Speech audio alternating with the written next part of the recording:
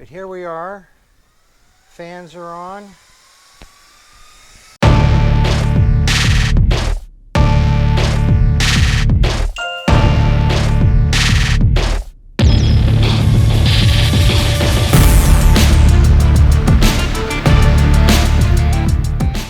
Today we're going to install some Mighty Mite, Love Jug Mighty Mites. Opening up the package here. Instructions. Important, please read all contents. Absolutely.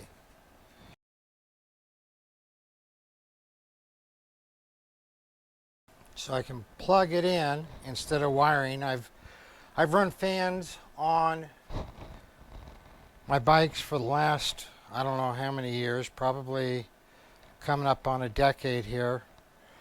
And well, not the Sportsters, the twin cams and the M8s. They need that extra cooling. And I like the switch. I've always wired straight into the battery before. I like that I'm not going to have to do that this time. A couple things before I start into the install. We do all kinds of heat testing.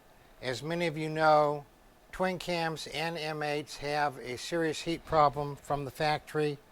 A lot of people notice it right off the bat. Sometimes it takes quite a few miles before they realize that accelerated wear has been happening to the engine because of the heat. Down in the description below, I have links to our various different heat testing reports and what you can do to get rid of the heat. Once I get these installed, I will be doing some test runs with and without the fans so that we have before and after comparisons of what the temperature is. I've done that previously on a twin cam. I have not done a before and after on an M8. That report with all those numbers are going to be, the link to that is going to be in the description below. So I'm going to read the instructions here and get to work. Okay, the first step is to remove the seat. And in order for me to remove the seat on my bike, I have to take off the backrest and the sheepskin. I have my power vision. I haven't mounted on the handlebars yet. I have my power vision back here because I was using it to do some heat run tests last weekend. I have a little piece of Velcro and I was sticking it right there.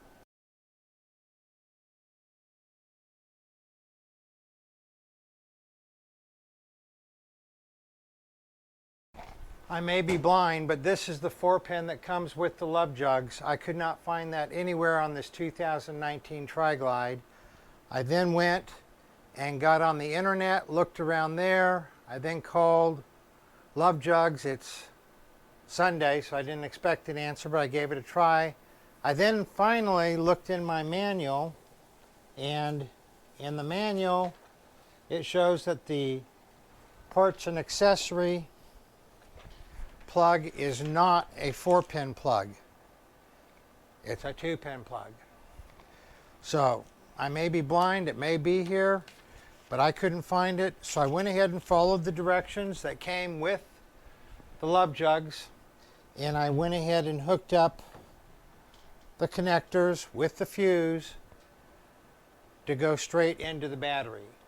So that's what I'm going to do now, is go ahead and hook these two connectors. You can see I got everything out of the way for the battery.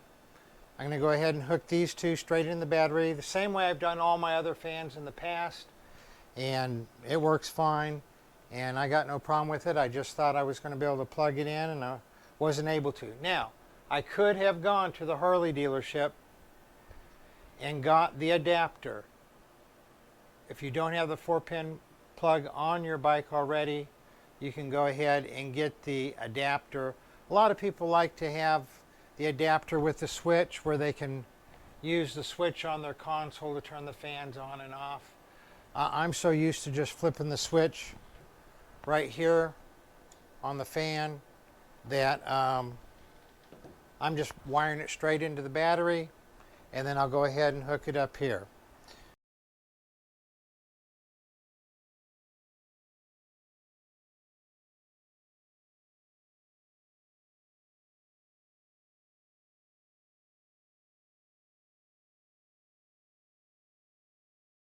Okay, all the connections are hooked up.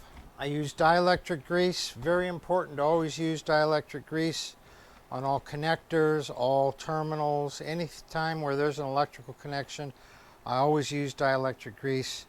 Keep those connections from corroding. So I have the connections all made. Going to put the battery tray back in, put everything back together down there, and then go ahead and hook up the fans to the mount per the Love Jug instructions.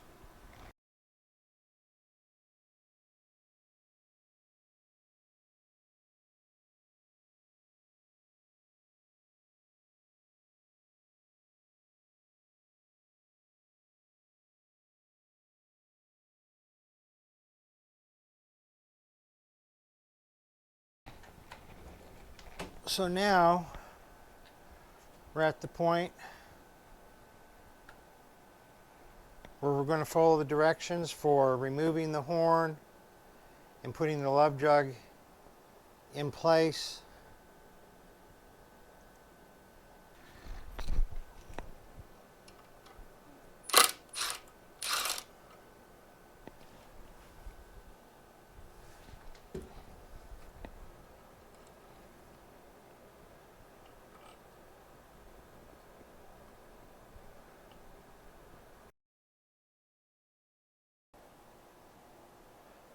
Remove and discard the Harley vibration dampener from the horn mount bracket. This can be quite challenging on some bikes due to the red Loctite and corrosion of the threads on older bikes.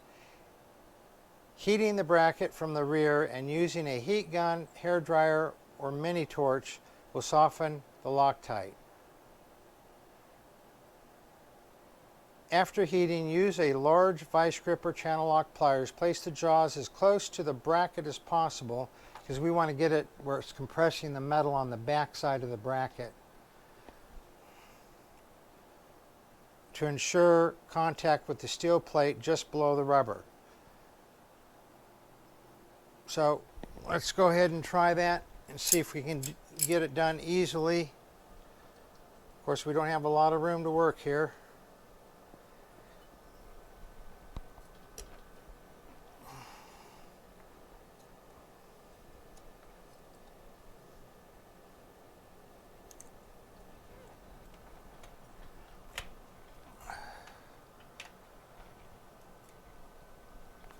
There we go.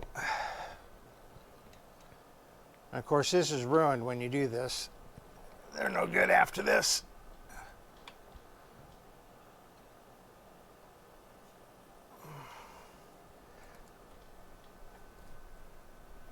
Okay.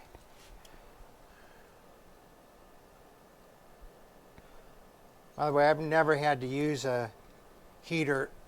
I've never had to heat these up to get them off.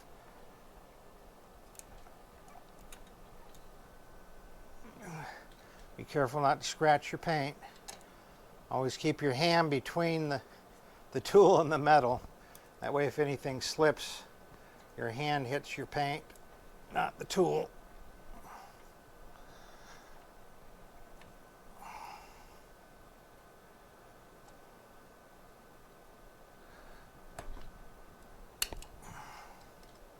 Let's see if I can grab it this way.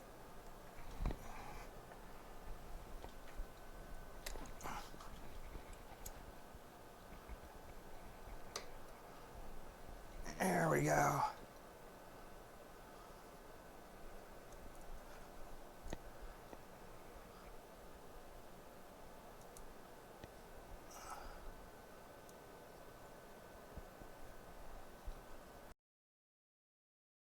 The one that comes with the Love Jug, not only is the rubber much more heavy duty, so you're not going to have it wear out as quick, but the threads are longer also, so that you have room for your horn and your Love Jugs.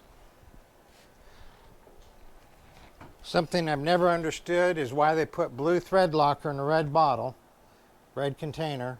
I'm going to put some blue thread locker on here. Just a little, doesn't need a lot. Thread this in. Do not use pliers on here because If you put this on the same way I took the other one off, you're going to ruin it. It's going to be messed up before you start.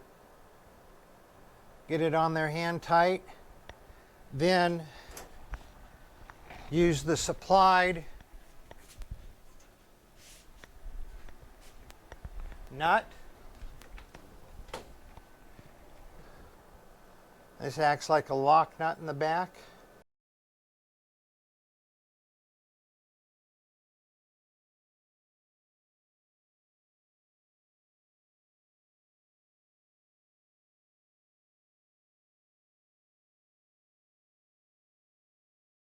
This is a stiffener for the factory bracket. Back a few years ago, these factory brackets got really, they look the same, but they're not nearly as strong. I've had more than a few of them break. So this is going to go right in here to stiffen it up and to keep it from breaking. Bolt and washer. We're going to get it this time. Spacer.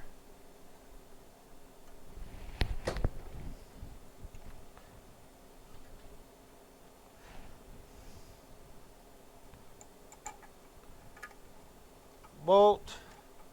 Wire clip. And we get that in there.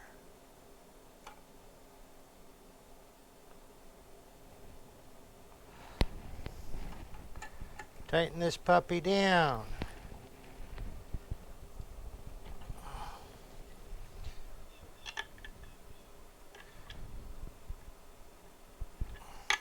Again, these sheet metal threads, so you don't want to tighten them too tight. You'll just strip them out.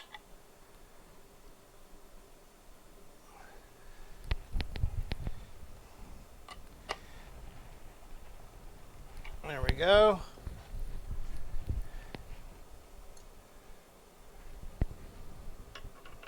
That goes on there, and then that goes on there. So I'm going to get the wires into the clip here and bend that clip down to hold those wires up off the cylinders. And I'm going to plug them in to the bottom of the horn. They have a dielectric grease on there. This does need thread locker.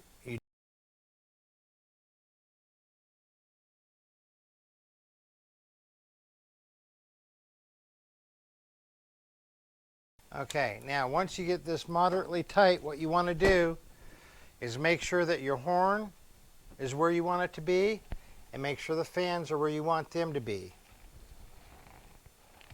So about the center of the fan,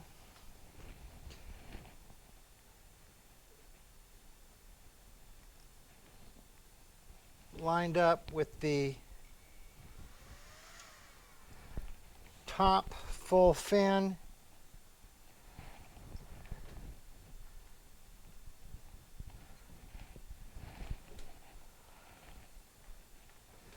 That looks good. My horn looks good. So now I'm going to tighten this down and try and keep my horn and the fans in the same spot. And you'll find that because of the rubber, it does tend to move a little, and you might have to try tightening it down a couple times till you get it exactly where you want. I see the fan shifted up when I tighten that down, so I'm going to loosen it. It takes a few tries. It's been my experience to get this where you want it.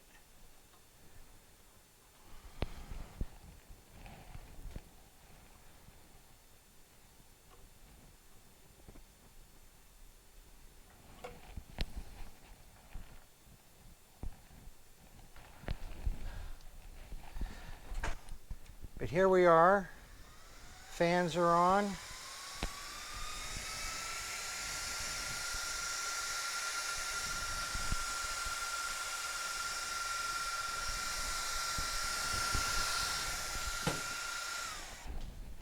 If you like our videos, please hit subscribe. If you like this video in particular, please hit the like button, and we welcome your comments. Appreciate you watching.